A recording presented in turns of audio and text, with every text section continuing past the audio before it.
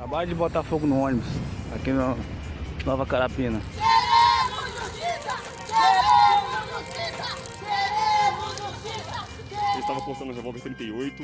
Eu dou minha cara pra bater pros policiais ir lá na porta da minha casa levar a arma e a droga que eles dizem que o menino tá. Não tá em choque aqui, no pomar aqui. Seus assassinos! Seus assassinos! Boa noite. Ônibus incendiado e protesto na Serra. Homens encapuzados entraram no coletivo, obrigaram os passageiros a descer e atearam fogo. Outros veículos que estavam em Nova Carapina, na Serra, também ficaram destruídos. A ação seria em protesto pela morte de um jovem que teria resistido a uma abordagem da PM. Vídeos mostram o momento em que as chamas destroem o ônibus do Transcol. Acabaram de botar fogo no ônibus, aqui no Nova Carapina. Segundo passageiros, por volta de meio-dia, 4 homens encapuzados mandaram eles descerem e atearam fogo. O coletivo estava na BR-101, na altura do bairro Nova Carapina, na Serra. Ninguém ficou ferido. O Corpo de Bombeiros controlou as chamas 1 hora depois. O ônibus ficou destruído. Segundo a polícia, o incêndio pode ter ligação com a morte de Wanderson de Araújo Soares, de 21 anos. O jovem foi baleado durante uma abordagem da PM, que aconteceu na madrugada desta sexta-feira em Cidade Pomar, na Serra, bairro vizinho de Nova Carapina. Este vídeo mostra o momento em que Wanderson é levado pelos militares baleado até a viatura. Ele morreu após dar entrada no hospital. Segundo os familiares, Wanderson tinha buscado a namorada, que tem 16 anos, no carrinho de cachorro-quente, aqui no bairro mesmo onde ela trabalha. Isso era por volta de meia-noite desta sexta-feira. E quando eles voltavam para casa, foram abordados pela polícia militar. A irmã da adolescente, que estava na garupa da moto, contou que Wanderson trabalhava como padeiro e ficou revoltada com a situação. Todo mundo tá em choque aqui, no pomar aqui. O pomar todo pode mostrar a avenida toda e tá todo em luto, porque o moleque era muito gente boa. Segundo a polícia militar, Wanderson reagiu à voz de parada e estava armado. Por isso, o PM atirou. Na verdade, foi um rapaz que resistiu à abordagem policial utilizando uma arma de fogo, um revólver, calibre 38. E diante dessa resistência, ele fez menção a atirar nos policiais. Os policiais imediatamente repeliram justa agressão, efetuaram disparos contra esse cidadão, que foi socorrido inclusive pelos próprios policiais. Entretanto, no hospital ele veio a óbito. Essa amiga de Wanderson disse não acreditar na versão dos PMs. Ele não estava armado, ele não estava com droga. Eu dou minha cara para bater para os policiais ir lá na porta da minha casa levar a arma e a droga que eles dizem que o menino estava. Em protesto, moradores fecharam a Avenida Laranjeiras, no bairro Pomar, no início da tarde. Paredes foram pinchadas. O comércio ficou fechado em todo o bairro. Moradores disseram que era pelo luto. Já os militares afirmaram que houve uma tentativa de toque de recolher por causa da morte de Wanderson, que já tinha passagem pela polícia. Ele já tem uma ficha criminal, já foi preso por tráfico de drogas, por receptação. Inclusive, nessa ocorrência de ontem, em que ele veio a óbito, ele estava portando um revólver 38 e um tablete de maconha, de aproximadamente 1 quilo. Nesse protesto, que ao invés de ser um protesto pacífico, justamente manifestando aí pela paz, né, que é o que eles estão buscando, eles confrontaram a polícia militar aí com pedras, inclusive confrontaram o bombeiro militar com pedras, pichação na viatura do bombeiro.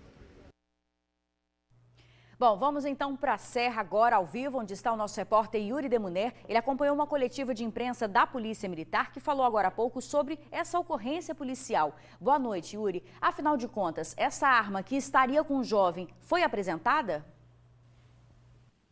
Isabela, boa noite para você, boa noite para quem está em casa. Sim, a arma e o tablete de maconha foram entregues na Delegacia Regional da Serra, que fica em Laranjeiras.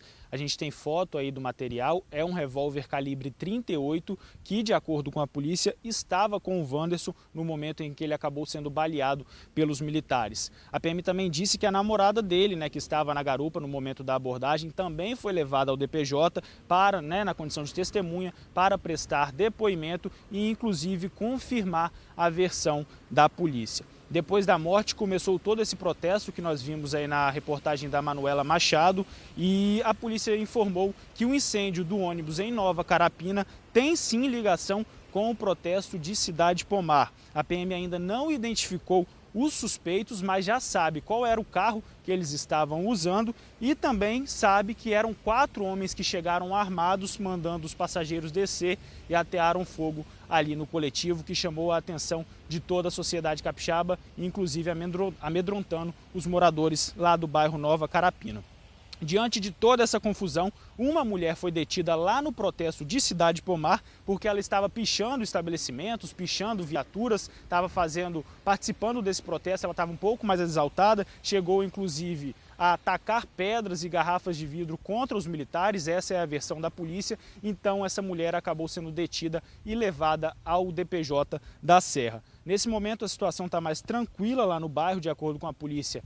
O patrulhamento foi reforçado desde o início da tarde, inclusive com o helicóptero da PM, também com equipes especializadas da Polícia Militar, e o capitão que gravou com a gente adiantou que os comerciantes podem abrir as portas hoje e amanhã, que a situação vai ficar mais tranquila no bairro.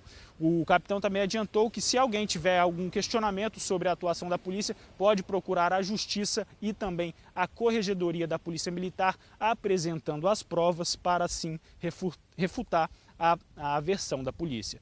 São essas as informações, Isabela, um dia complicado para os moradores de Cidade Pomar e também lá do bairro Nova Carapina, com esse ataque aí e também esse protesto que aconteceu na tarde de hoje. Eu volto com você no estúdio.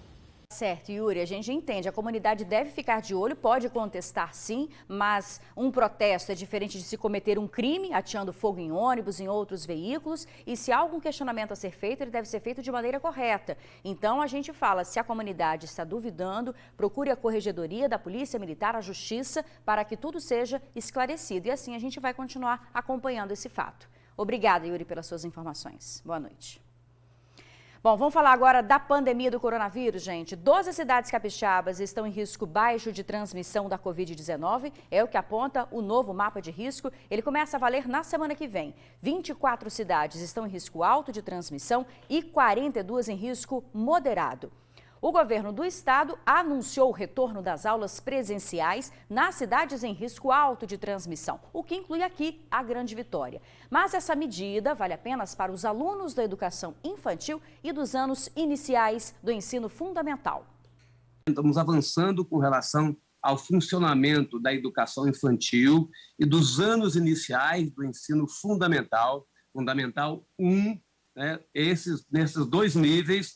Nos municípios que estão em risco alto, nós vamos permitir, a partir de segunda-feira, que as aulas nessas faixas possam ser retomadas no mesmo critério dos municípios que estão em risco baixo e risco moderado, até 50% da ocupação, né, das salas de aula. Essa faixa de ensino fundamental 1 e educação infantil é criança até 9 e 10 anos. Essa faixa representa 1,32% do total de casos. Não é risco de você agravar a pandemia num percentual baixo desse de 1,32% dos casos. Todos do estado nessa faixa até 9 anos de idade. Então, retorno às aulas a partir de segunda-feira para algumas idades, né? Vamos então acompanhar os dados da pandemia aqui no Espírito Santo. A gente tem aqui o painel Covid. Até hoje, 9.835 óbitos no Espírito Santo, 446.608 casos da doença. Nas últimas 24 horas, 44 pessoas perderam a vida, 1.704 novos casos foram registrados aqui no estado. Olha, quem está à espera da segunda dose da Coronavac tem uma boa notícia, viu? 20 mil doses chegam amanhã, sábado, no Espírito Santo. Todas essas doses serão destinadas para este público que aguarda a segunda aplicação para, enfim, ter a imunização completa, né? Mas o problema é que a quantidade de pessoas no total que aguardam é de mais de 87 mil. Mais de 87 mil capixabas aguardam a segunda dose. Segundo a Secretaria de Saúde do Estado, a previsão é que neste final de semana cheguem mais 20 mil doses da Coronavac. Só que mesmo assim, a conta não fecha. E tem gente que está com medo de perder a eficácia da vacina. Dona Zélia mesmo já era para ter tomado a segunda dose desde o dia 24 de abril. Mas até agora nada. Já passou 14 dias já, eu fui lá no dia, não tinha vacina. Tinha um monte de gente tomando lá, quando chegou minha vez, acabou a vacina. A pessoa saiu revoltada de lá, entendeu? Muita gente. Desde abril, o Instituto Butantan, que produz a Coronavac, informou a falta da vacina por conta de matéria-prima que vem da China. Desde então, vem sendo registrado a falta da vacina não só aqui no Espírito Santo, mas sim em todo o Brasil. A orientação é que a segunda dose seja aplicada em um prazo de 14 a 28 dias. Dos 78 municípios do estado, 30 estão sem a segunda dose da vacina Coronavac. A dona Jandira está contando os dias, preocupada com a validade da vacina. Eu fiquei feliz de tomar a primeira dose da vacina, mas acontece que até agora falaram que ia chegar, né, sexta-feira, que é hoje, mas até agora nada, eu corri atrás. A expectativa com esse novo lote de vacina é concluir o ciclo de imunização das pessoas. No município de Vitória, as unidades de saúde estão pegando o contato das pessoas que estão com prazo de retorno já no limite, para quando a vacina chegar, eles ligarem e avisarem para a pessoa. Estou muito preocupada, que a primeira fiquei tão alegre, porque eu não quero... Nem eu, nem eu pegar, e nem minha família, nem ninguém. Já está morrendo muita gente, tem que ter essa vacina. Olha, a Secretaria de Saúde do Estado diz que as 20 mil doses do Butantan, que chegam amanhã, sábado, serão distribuídas aos municípios na próxima segunda-feira. E há expectativa também, segundo o Ministério da Saúde, que o Espírito Santo receba uma nova remessa de doses da Pfizer na segunda-feira. Vamos ver então, gente, o andamento da vacinação aqui no Espírito Santo. O Espírito Santo já recebeu até o momento mais de 1.405.000 doses de vacinas contra a Covid, distribuiu mais de 1.403.000, aplicou 722.677 primeiras doses e 270.207 pessoas já receberam a segunda dose. A seguir, identificado o suspeito de ameaçar equipes de reportagem na Serra é já. Este homem que aparece aqui no LED é acusado de ameaçar equipes de reportagem no bairro Planalto Serrano, na Serra. Foi em março deste ano. Apaga tudo que você filmou, já não tem problema com ninguém. Apaga tudo. Apaga tudo, mete o pé. Segundo a polícia, ele seria o chefe do tráfico em Planalto Serrano e tem um mandado de prisão por homicídio. A vítima foi um adolescente de 17 anos. As imagens mostram quando um carro preto para atrás do ônibus. Os dois suspeitos descem e entram no coletivo. Mesmo com passageiros, eles atiram no adolescente Gustavo Romão Rezende, de 17 anos. Segundo a polícia, a vítima ferida ainda pulou a janela, mas terminou de ser executada na rua com mais de 20 tiros. O crime aconteceu no dia 26 de janeiro deste ano em Planalto Serrano, na Serra. Gustavo foi morto na frente da mãe dele. Nesta sexta-feira, 2 pessoas foram presas, acusadas de participarem do crime. São elas Moisés Viana Barbosa, de 20 anos, e Yara Santana Oliveira, de 30 anos. Yara teria passado informações sobre a vítima. A participação da Yara foi fundamental nesse crime, pois ela foi a responsável por vigiar e avisar os executores que a vítima teria embarcado naquele ônibus do Transcol, a linha, o horário e por onde ela passaria. Sem a participação dela, o crime não teria ocorrido. Já Rafael Nascimento da Silva, de 28 anos, que também teria atirado na vítima, está foragido. Ele se encontra com mandado de prisão em aberto pelo homicídio que ocorreu no dia 24 de janeiro de 2021 no bairro e também era o indivíduo que estava pilotando a moto quando repórteres foram ameaçados. O garupa também já foi identificado, porém nós não vamos divulgar a identidade dele ainda, em razão da nova lei de abuso de autoridade. O Rafael nós já vamos divulgar porque ele já é réu em ação penal, por isso a identidade dele vai ser divulgada. Com os presos, a polícia apreendeu 4 armas, entre elas uma submetralhadora e uma pistola 9mm importada. É uma 9mm croata, né, uma arma importada de difícil acesso, arma utilizada em guerra. E uma outra arma, que é uma Glock, que as polícias utilizam, só que ela está com um seletor de rajada. Quer dizer, então ela faz inúmeros disparos, em frações de segundo. Ainda de acordo com a polícia, Rafael é considerado chefe do tráfico no Bloco A, em Planalto Serrano. Ele também é suspeito de ameaçar a nossa repórter Suzy Faria e o câmera Sérgio Porto, e também a equipe da TV Gazeta. Na ocasião, jornalistas estavam cobrindo a paralisação dos ônibus na subida do bairro, devido a um tiroteio com baleado ocorrido no dia 2 de março deste ano. 2 traficantes armados restringiram o direito de ir e vir de moradores de bem daquela comunidade e também restringiram a liberdade de imprensa, ameaçando os repórteres que se encontravam ali no local. Essas ações não serão toleradas, tampouco aceitas por nós. A polícia tenta identificar o homem suspeito de esfaquear o ex-cunhado na Serra. O crime pode ter sido motivado por ciúmes. O auxiliar de despachante de 33 anos estava nesse carro quando foi esfaqueado. Ele foi atingido no pescoço, na perna e também nas mãos. A vítima tinha acabado de sair do trabalho em Jardim Limoeiro, na Serra, quando foi abordada pelo agressor. Seria o ex-cunhado que se aproximou e pediu uma carona. Ele falou para a polícia militar que ele foi dar carona a um amigo, e esse amigo era o cunhado dele, o Wallace, e que deu carona no cara e o cara fez isso. Foi a única informação que a gente tem. Ex-cunhado mesmo? Ex-cunhado. Câmeras de segurança registraram o momento em que o auxiliar de despachante pula da janela do carro e sai correndo. Ele foi socorrido por populares que viram a cena. A suspeita é de que o crime tenha sido motivado por ciúmes. A vítima contou para a polícia que há alguns meses o ex-cunhado teria perguntado sobre um relacionamento amoroso do passado.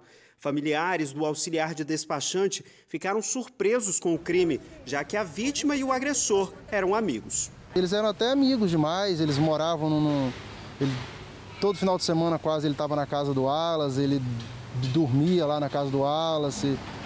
Tinha uma relação muito boa. Então a gente não imagina até agora o que pode ter acontecido. Informações sobre o suspeito devem ser repassadas ao Disque Denúncia 181. Comerciantes da Avenida Leitão da Silva, em Vitória, denunciam tentativa de extorsão. Pelo menos 6 estabelecimentos teriam recebido ligações com ameaças. Hoje cedo, um homem, que se identificou como traficante do bairro Itararé, ligou para algumas lojas e exigiu R$2.000 em dinheiro. Afirmou que se o valor não fosse pago, o estabelecimento seria invadido e fechado. Com medo, alguns lojistas acabaram fechando as portas. De manhã cedo, eu atendi como se fosse o cliente, eu falei meu nome para eles, aí eles falaram assim que era do tráfico.